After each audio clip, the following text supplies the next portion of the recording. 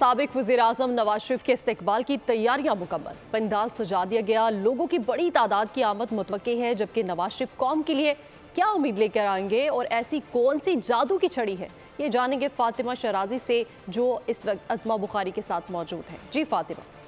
जी बिल्कुल, मुस्लिम लीग नून के कायद मियां मोहम्मद नवाज शरीफ फाइनली वतन वापस आ रहे हैं और उनके इस्तकबाल की भरपूर तैयारियां हो रही हैं। इस वक्त मौजूद हूं मैं मीनार पाकिस्तान में, जहां जलसा गाह में पंडाल सज चुका है।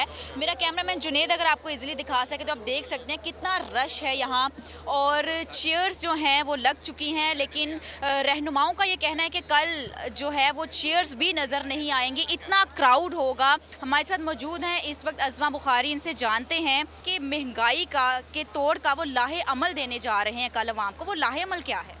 देखिए, इसके लिए तो ये क्या है ये तो कल सुनना पड़ेगा।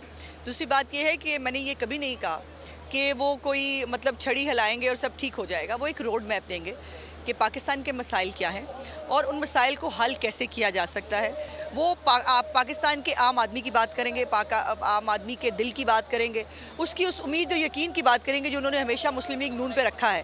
जी बिल्कुल, हमने अज़मा बुखारी से बात की। उनका ये कहना है कि मैं कोई फिगर तो नहीं दूंगी लेकिन मजमा बहुत ज़्यादा होगा और नवाज शरीफ जो हैं वो उम्मीद का एक पैगाम लाने जा रहे हैं जो वो अवाम के महंगाई का तोड़ के लाहे अमल देंगे। फातिमा शराजी, बहुत शुक्रिया।